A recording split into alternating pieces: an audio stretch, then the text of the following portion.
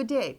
This morning we're going to be talking to Buz Artiano, who is the CEO of BuildX, and we're going to be talking all things ADU, which is a big buzzword now. Welcome.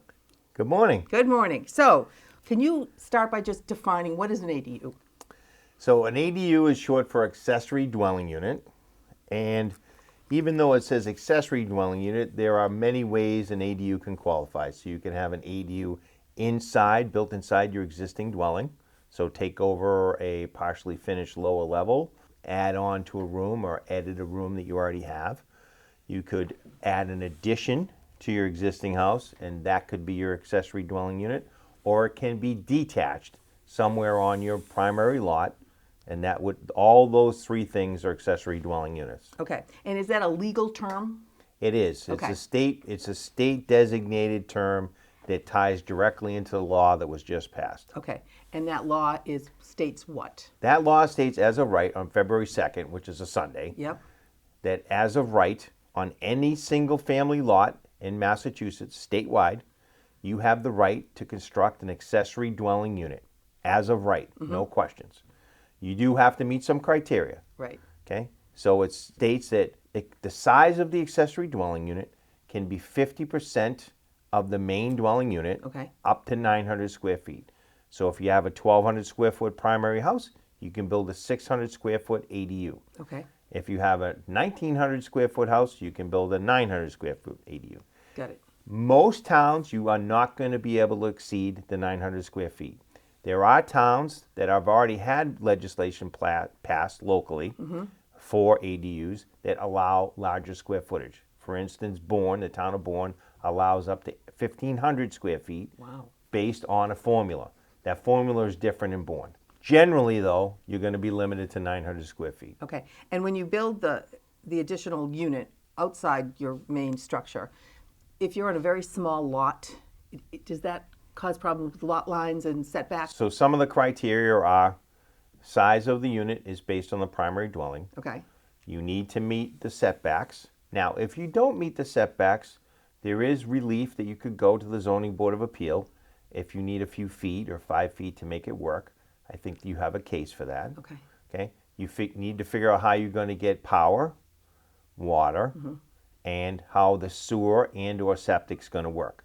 The sewer and septic is generally the biggest variable, especially septic. Yeah. Okay. What are the key benefits of ADUs for homeowners and the community as a whole? So again, this has been around a long time in California and Oregon, okay? And so it's been well studied what happens. So I've interviewed and spoke with about 150 people so far. All these things have been consistently said to me. So scenario number one, parents live somewhere between 10 minutes to 200 miles away in the original family home, okay? One of the parents is getting sick, or both is sick, or one has recently passed away, okay? Daughter or son lives somewhere here in Massachusetts, and the parent that's left says, I don't want to own this big house anymore. I'm getting older. I don't get to see you much. Yada, yada, yada. I want to move closer to you. Now, years ago, when that would happen, up until recently, you would say, okay, we're just going to go this weekend, go to open house, and find a little ranch house or find a little condo down the street, and we're going to buy that. We're going to sell your house. You're going to buy this little house or this little condo, and you're going to live 10 or 15 minutes away, and everyone will be happy. There's nothing to buy. Exactly. Okay? Right. There is nothing to buy. Okay? Trust me, I look every day. Yeah. Yeah. Okay? Yeah. So now, with the accessory dwelling unit, mom can sell her house, take the money, we build an ADU in the backyard, side yard, wherever, or attached, depending on the situation. Mom moves in. Everybody's together. Right. Okay? Right. That's the first scenario they hear a lot of. Okay. Okay, second scenario is the reverse of that. Mom lives in the family home, or both parents live in the family home in Hanson, Mass, and the child lives in Plymouth, and they've recently gotten married, and they bought a house 10 years ago, and they've outgrown the house. The family home is much larger. They say, hey, mom and dad, we're going to sell our house and buy this house from you, okay? And we're going to take that money and build an ADU, and you're going to move in the backyard, and we're going to move into the family home, and we're going to dispose of this house. The third scenario that I hear a lot of is parents live in a primary home, child has graduated college, gotten married, okay, cannot find a place to buy, and they are tired of renting. They don't want to rent anymore. So then the parents say, well, we're going to build the ADU now.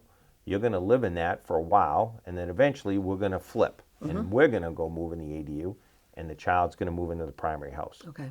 Those are the three primary stories. There are many variables of that, Exactly. but those are the three themes that I hear a lot of. Okay. The rental theme And that's big. is actually very low, okay? Because It's the a big cost, conversation, I should it is, say. but Yeah. it's not real, and the people's fear of this is unfounded. Okay. The cost of constructing this accessory dwelling unit is somewhere north of $250,000, Right. depending on what you're building. Okay, if you run the numbers backwards, it makes no sense for someone to put somebody on their lot, spend $250,000 to build an accessory dwelling, to then rent it out for $2,000 a month. Right. It'll take forever to pay it back. Yeah, it financially it makes no Yeah, sense. right.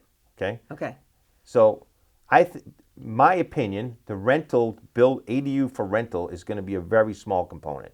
Now, maybe when you get in the city, it makes more sense because the rents are higher, et cetera. Yep. But I'm saying for this area.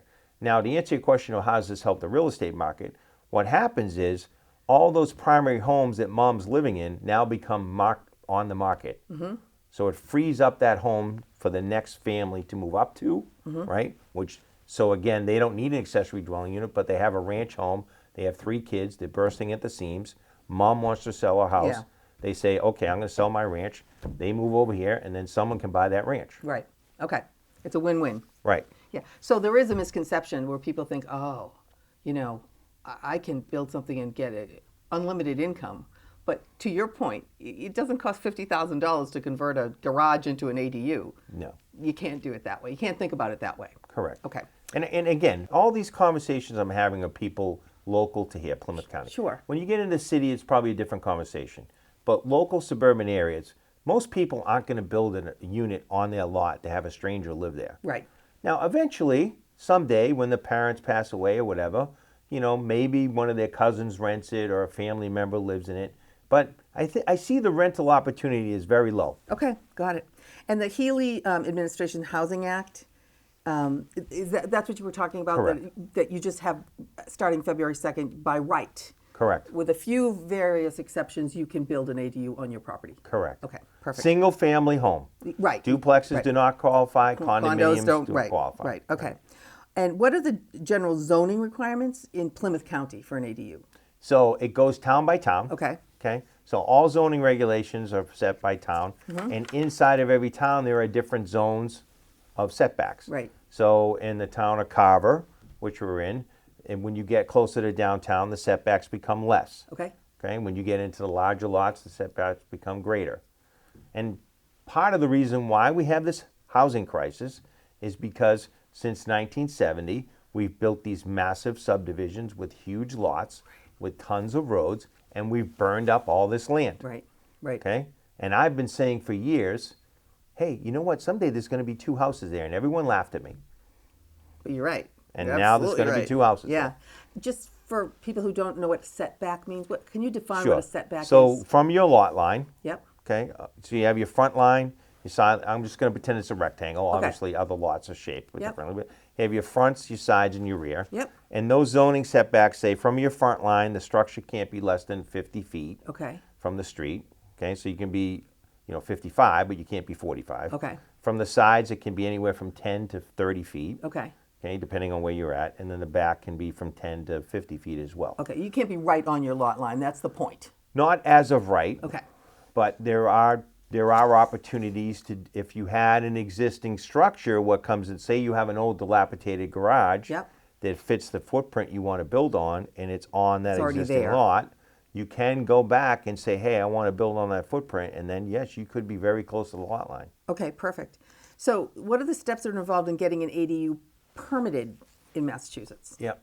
So this is a generic answer. Okay. There's many little nuances that go along. Yep. Okay. So first step is to prove to yourself that it's going to work. So Okay. we use a software called Can I Build, and we can go online with you live and show you in real time with real hyper accurate aerial flyovers that we can prove to you to scale that the unit has a high probability of fitting the zoning setbacks. Okay. Okay. Let's find that out before we spend any money. Right. Right. Or any time. Yeah. Right. In order to get a permit, the next step would be we need to hire a land surveyor. Okay. Okay. And the reason for that, and unless they already have an accurate survey, if they've recently bought the house, they might have one. Okay. But I'm going to pretend they don't have one. Yep. So we hire a surveyor, he comes out and he does what's called an as-built. Yep. So he locates the existing structure, the lot lines, the boundaries, takes grades and elevations and all that. Then we give him the footprint of our ADU and say, we'd like to put it here. Mr. Surveyor, we'd like to put the ADU here. He draws that in to scale. Okay. Now at the same time that's happening, I'm going to pretend that we have sewer. Right. If we have sewer, we go and approach the town and say, hey, we would like to connect to the sewer. We'd like to connect to the water, yada, yada, yada. Okay. And then we also identify where the electricity is going to come from. Okay. Okay. Most houses have, 2 to 5 bedrooms. Yeah. Unfortunately, when the septic system was installed, it was installed exactly for how many bedrooms you need. Right. Right. So you're going to need to either expand that leaching field. Yeah. Okay. Or put in a separate system for the accessory dwelling unit, or maybe replace both systems and combine them into one at the time. And that's that conversation that needs to happen. Let's assume for a minute we're going to need a new septic system. That surveyor is going to set up for a perk test, a percolation test. We're going to go dig a test hole, find the elevation of the water, the groundwater, because we have to have 4 feet of separation. And we're also going to determine the percolation rate of the soil. It can be 2 minutes, which means the water flows out in 2 minutes, up to 60 minutes, which means it takes a long time to go in. Yeah. The bigger that number is, the bigger the system has to be. Right. Makes sense. So 2-minute perk is your best. Yeah. 60-minute perk is the worst. And as the perk gets higher, the number gets higher, the system gets bigger. And you're limiting your space that you can put your ADU, because there must be a setback between the septic and the ADU also, correct? There's Board of Health rules. Yeah. The septic Right. leaching field has to be a certain distance from the lot line. It can't have breakout. There's a whole bunch of rules. So that's why you need that surveyor. But again, you want to kind of prove all that before you spend that money, Yeah. right? Absolutely. And honestly, most surveyors, if you call them and say, hey, I'm thinking about building in this area, they have so much experience. They're like, yeah, the soil over there is fine. Yep. Or it's a little sketchy, or it's really tough.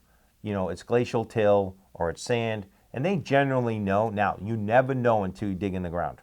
Right. Okay? Right. However, you can have a very good educated guess based on prior, interactions.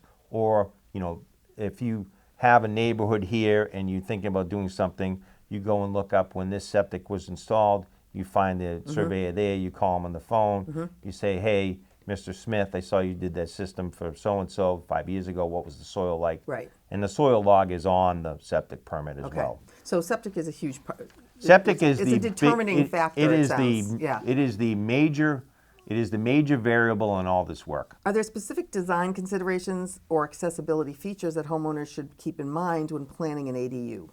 So I always recommend everybody to future-proof as much as you can. Okay. Okay. Now, I've seen some plans for accessory dwelling units that have the typical, style bathroom with a 5-foot tub shower, with the toilet's right up against it and the vanity's right up against that. And it's a little teeny 5x8 or 5x9 bathroom. I would not recommend that. Okay. I would recommend expanding that bathroom a little bit. It doesn't have to be fully ADA compliant, right? But you need to future-proof in your head and say, hey, if someday I have mobility issues or the person living here has mobility issues, how are they going to access this bathroom? Do I have place for grab bars? Right. Can they transfer from a chair to the shower? Can they transfer from a chair to the toilet? Yeah. Be real about it. Right. Don't jam the bathroom in because you're trying to make the bedrooms bigger. Right. Because you're only going to hurt yourself in the end, because you're going to really limit who can live there. Exactly. Now, do you also have to consider like parking? Like if you're going to have 2 people, do you have to have parking spaces for 2 cars? So by law, they can only make you put in 1 parking space. Okay. So as part of that Housing Act, it requires 1 parking space. Okay.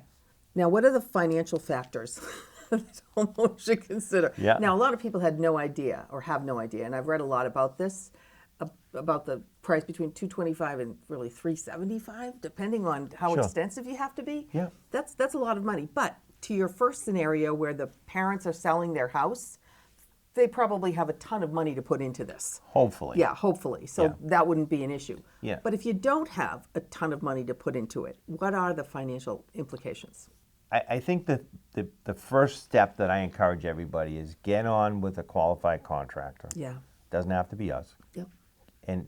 But someone that's understanding an ADU and all the ramifications, not just a contractor that's doing whatever.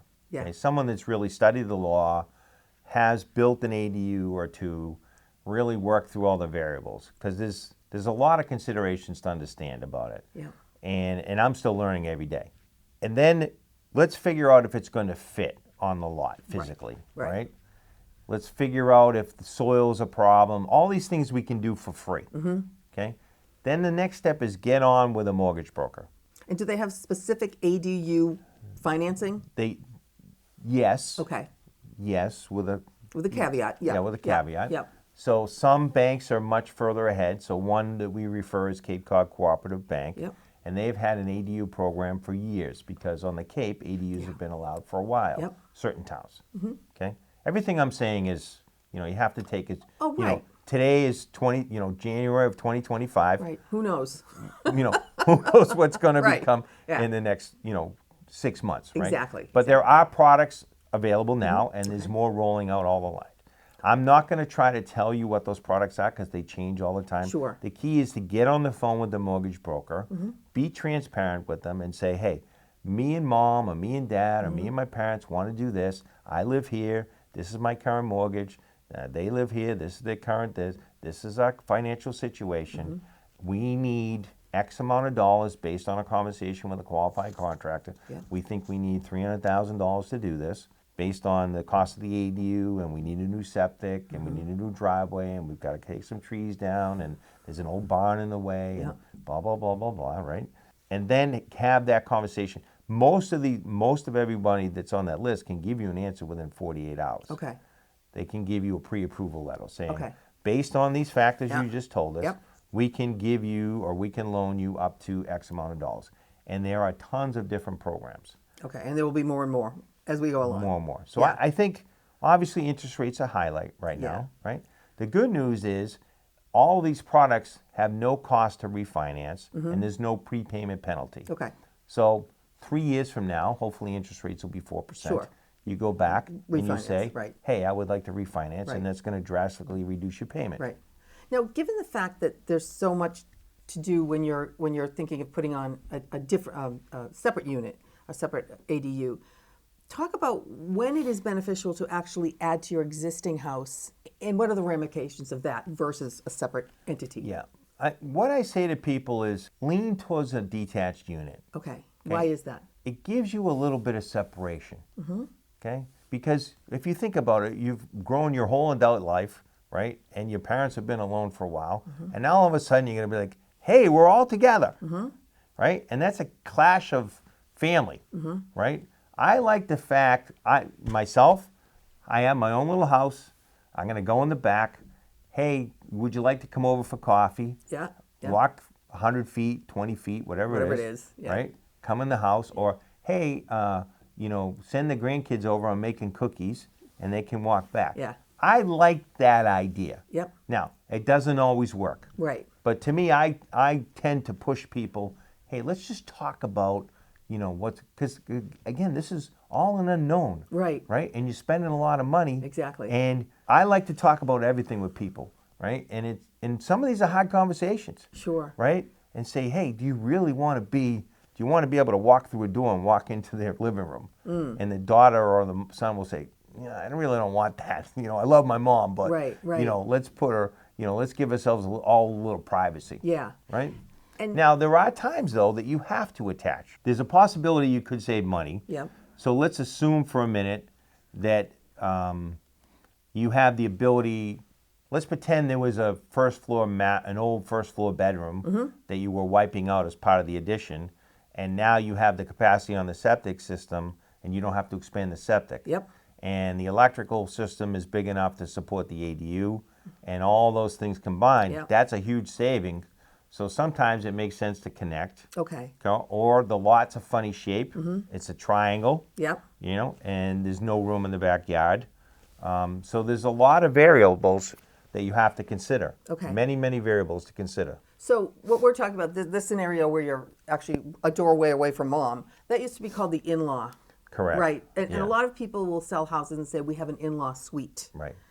Is that really a thing, or is that just they've rearranged the interior of their No, house so they have many an extra... many towns were flexible. Okay. So and again, every town is different, different, I know, right? So yeah. what I'm going to say is generic. Yep. But generally, the law went something like you can build up to so many square feet attached. Yeah. It has to have a common door between the areas. Yeah. It has to steer utilities. It has to do this. It has yeah. to do this. Okay. It has to do.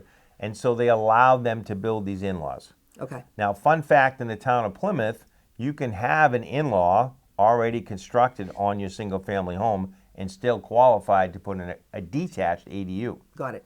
Okay. It doesn't disqualify you. So then again, it's all up to the town. Correct. Okay. What are the potential returns on investment you can get from doing this? I would never pretend to protect the future. I feel like it's instant value add to your property because we're on the very beginning of this 20-year journey. So over the next 20 years, there's going to be a $7 trillion transfer of wealth from a certain generation to a younger generation.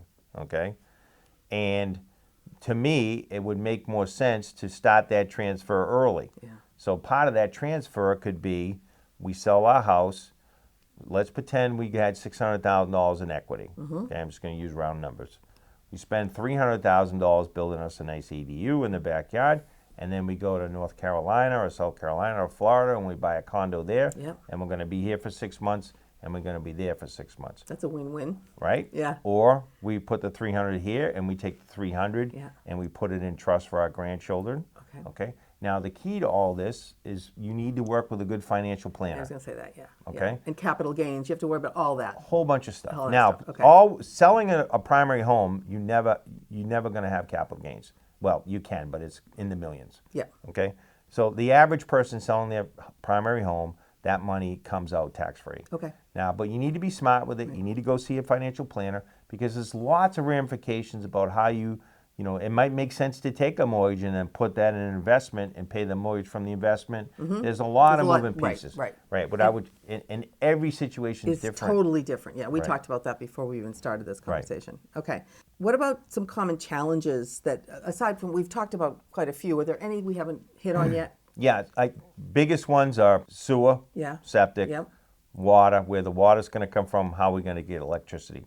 Just as a sidebar, I want everybody to understand all of these units have to be 100% electric.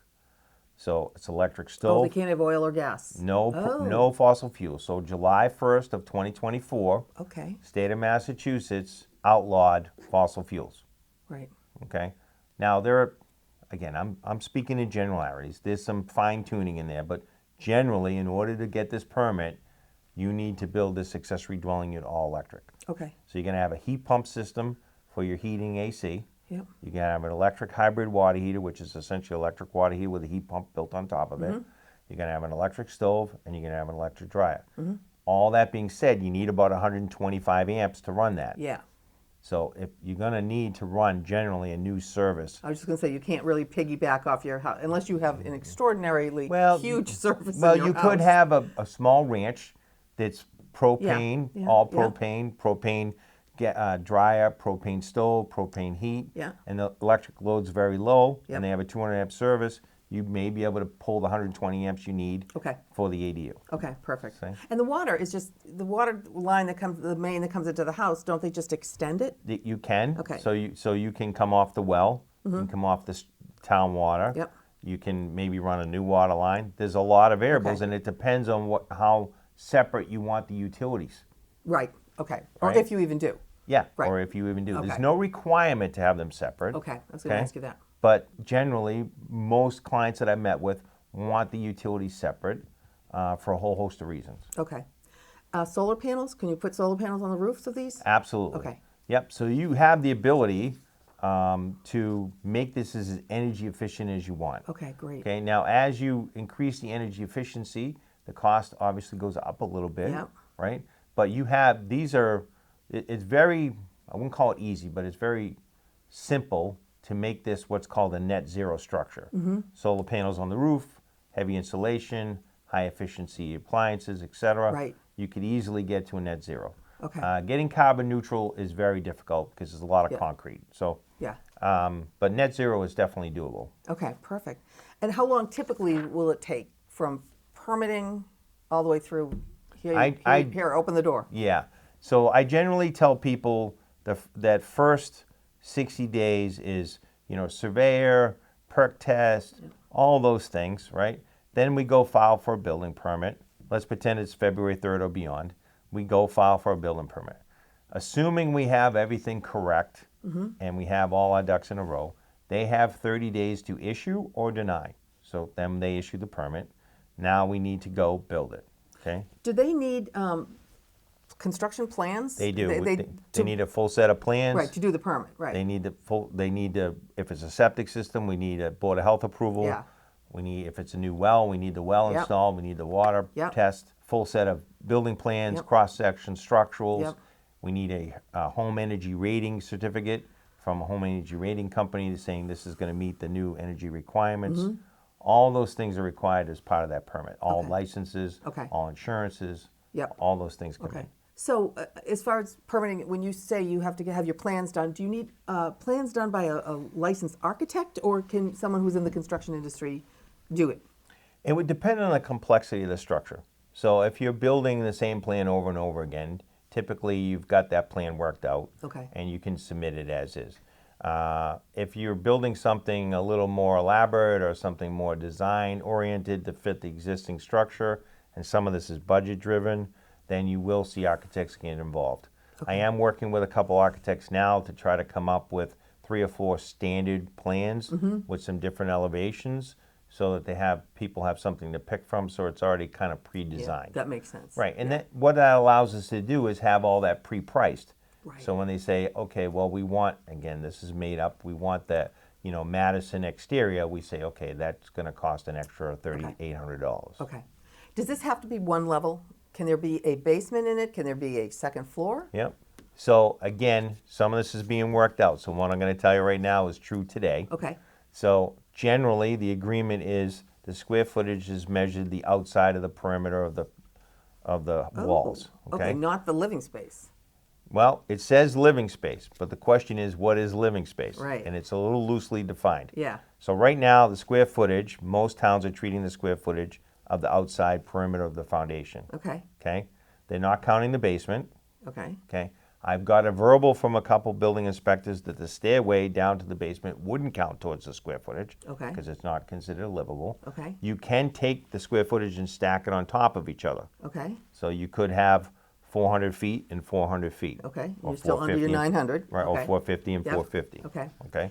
I saw somewhere that you should not build one of these on a slab. I would highly recommend not doing Not it. doing it. Okay? You're going to be miserable. The floor's always going to be cold. Okay? Now, years ago, when we were allowed to use propane or fossil fuels, we could heat that slab with radiant tubing. Yeah. Okay? We You can't do do it that anymore. with it. Well, Okay. you can do it with electrical, but you will go broke doing it. Absolutely. Okay? Okay. All right. And again, like you said, we have to keep stressing the fact that things are changing daily.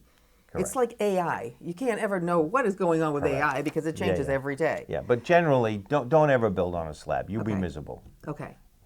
And is there any problem with height with neighbors? I mean, like if neighbors say, look, I don't mind if you put a little thing, but I don't want a 2-story thing that I have to look at. So I'll just pick on the town of Middleborough right now. They Okay. just passed some local regulations. Yeah. And I believe some of them are going to be rejected by the Attorney General.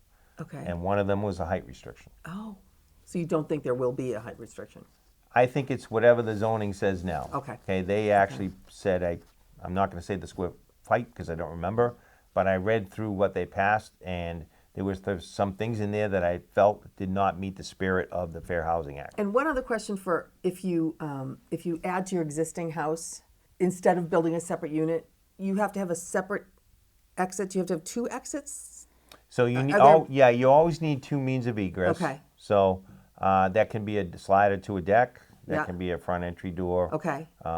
Could going into the main house be an egress? It could. Okay. Yeah, Okay. absolutely. And again, every situation is totally Yeah, different. Okay. yeah. There's a lot of variables. Okay. But generally, so it's, I've already gotten verbals that we could do a 2-car garage under, Okay. and then a 1-level, house or a 2-level, Okay. right? Depending on what you wanted to do. So generally, garages are not in play. That's not, can be an attached garage. Yeah. Would not be counted towards the square footage. Okay. Farmer's porch would not be. Deck would not be. None of these things count towards the square footage. Okay. Is the ADU kind of like the mini houses that people are talking about now? Is that kind of just this? So tiny houses, Tiny houses, yeah. tiny houses are generally under 450 square feet. Oh, they're really little. Yeah, they're Okay. small. Okay.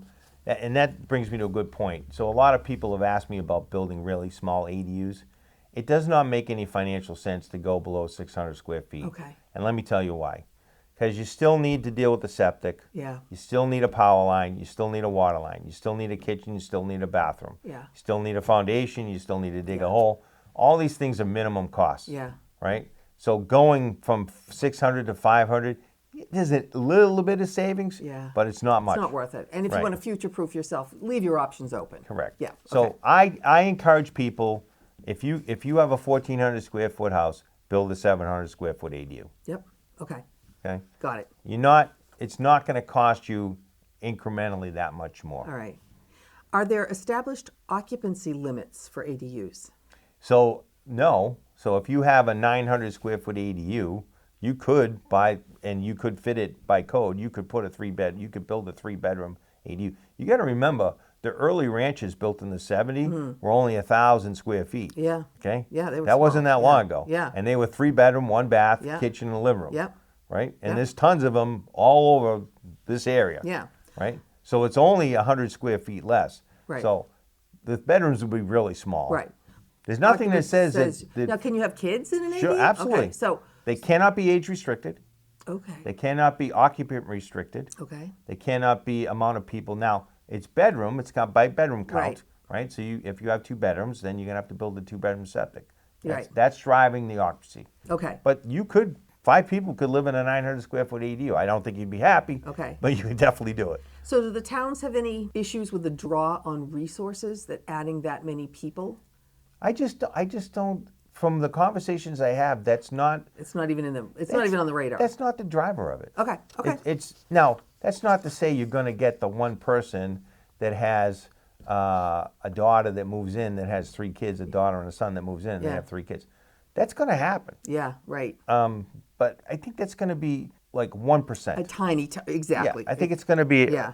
a non-issue. A lot of people just don't talk about much, but do the occupants of the ADU need separate insurance policies like contents, liability, which is huge, and are insurance companies competitive in pricing strictly for the ADU? Do you know? Yeah.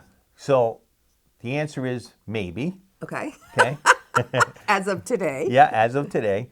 So the few that I've seen, the primary insurance listed as an accessory dwelling unit, and they insured it under the primary policy, but with its own value. Okay. So if you look at your insurance policy, if you have a garage, a detached garage, Yeah. it'll list that garage separately. As other structures. Other structures. And it's 10% of your. Right, it's Yeah. the standard. Yeah. But you can make that other structure say whatever it wants for dollar value. Okay. So then it automatically is covered under the same policy as the primary home. Okay. Okay. So it's really just an incremental cost to your existing policy. Now you could get your own renter's insurance. You Right, could get your for own your contents contents. Yeah, insurance. yep. You could get your own policy if you wanted to, but I encourage everybody just to add it on to their primary policy. Okay. And I'm asking about the liability policy because what goes on in that ADU, because it's on your property, is basically, it's on you. 100%. So it's So- one piece of property. Yeah. It's covered under that liability. Okay, so that's something you have to think about. And I always encourage everyone to take a look at your policy. Yeah. Get an additional rider to Yeah. up your liability insurance. Yeah. It's very inexpensive. Exactly. A couple $100 a year Yeah. to get another $1 million worth of liability. Right. And that not only covers you what happens on that property, but it covers you if something happens off that property with property that you own. Exactly. Property values continue to rise. Your taxes continue to rise. So what has been your experience with the ramifications of your tax bill, property tax bill, when you have completed an ADU? Yeah, so No idea. It's it's too new to tell. Okay. Now, I'm only going to tell you what I've seen in the town of Plymouth. Okay. So, town of Plymouth, we did the first ADU there. And they passed a law just about 6 months before the state law took effect. Okay. So I was able to build one there first. Right. What they decided to do was put a U on the end of the address. The house that existed was 72. The one I built, the address is 72U. Okay. Okay. I'm assuming short for ADU, right? Because there's a lot of A, B addresses and R addresses. R for revert, yeah, rear. So they made that a U, which made sense to me. I think a lot of towns will adopt that, Yep. which makes sense to me. Because then you're like, oh, it's the same address as it's an ADU. Right. Right. It seemed to make a lot of sense to me. Because they don't have enough history yet to determine, did this increase your property by the $300,000 that it cost to build, or no? Did it not? Yeah, good question. So we don't know. We won't know for a while. If a homeowner is building an ADU for the specific purpose of supporting elderly parents or relatives, do you know if there is now or will be any tax incentives or things that will help them? Yes. So in the Fair Housing Act, there's $5 billion of grants and funding available in all different manner, shapes, or forms. Okay. And it's all online. Okay, and it addresses that as one of the issues. Elderly parents, disabled people, handicapped. Part of the construction cost can be offset by a grant. Okay. If you need, for instance, full handicap accessible bathroom, that part of the structure can be funded by that money. There's $5 billion in that fund. Okay. And it's not all just for ADUs. It's for other types of housing as well. Right. It's not a separate deed then. It's just in addition to the deed of the original house. It actually is not added onto the deed. It's just added onto the plot plan. Okay. All right. Yeah, it doesn't affect the deed at all because again, that's a good jumping off point. That accessory dwelling unit can never be subdivided from the primary house. Right. It can't be a virtual lot line. It can't be condominiumized. It always will run with that property. Right. So if you built an ADU and 5 years from now you want to sell your house and you have somebody living in that ADU and they don't want to leave, too bad. Yeah, that if it's a renter, they're going to go with the deal. Okay. Assuming they have a lease. Okay.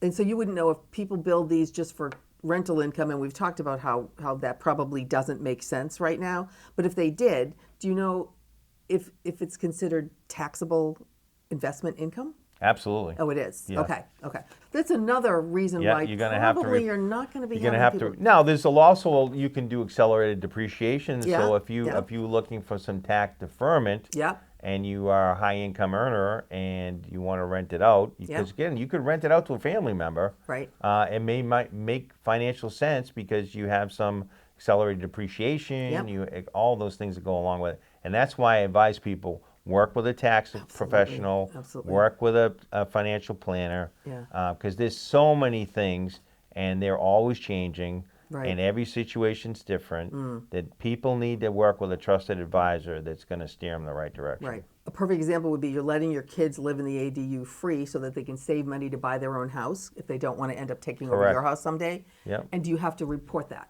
No, definitely not. Okay, perfect. Yeah. Do the towns that have permitted the construction of ADUs have any mandate to follow up on how it's being used? So come February 3rd, it's none of their business. Okay. Okay, so up until now, I'm going to pick on Carver. I had one of the first, early accessory dwelling unit. It was attached. Yeah. It was called a in-law, I believe, on Meadow Street that I built for some people. And I actually had to go through the process, the planning board, get it special permit, all those things. And they went to town meeting and they passed it. And again, I think it's 600 square feet, but I could be wrong. It was a long time ago. And they put in that law that said every 3 years you have to prove a family member's living there. Right. That all goes out the window February 3rd. On top of that, you could rent out both structures. Okay? So you have the primary home, you have the ADU. You say, you know what, I'm moving to Florida, but I really want to keep this as an investment. You move to Florida, you rent out the house to person A, person B is unrelated to A, can live in the ADU, and they both can rent. And in that case, that makes a lot of financial sense, probably. Maybe. If you have the money to do it. Yeah, and if you want to be a landlord from Florida. Yeah. And I'm sure there are going to be property management companies that are going to be saying, we'll be your ADU manager. Right. Yeah. So it gets the government out of that, yeah, who's living there thing. Okay. So bottom line, because this is changing so frequently, is there a place where people can go and kind of have your pre-discussion checklist where they can have all the kind of the things we've talked about today? They can almost fill out a form that says these are all the questions you're going to have to answer or the things you're going to have to do. Right. So that they don't come in to talk to you or to any construction person blind. Yeah, I don't know of any. Should there be? Probably, not sure who would run it. It's probably part of that Fair Housing Act is probably a checklist online. Okay. It's not going to be complete because it's so variable. What I say to people is find a contractor that's doing this as a full-time business. Yeah. Not, hey, I'm going to build an ADU every now and then. Yeah. And meet with that contractor online or in person, and you're going to know right away if they know what they're talking about.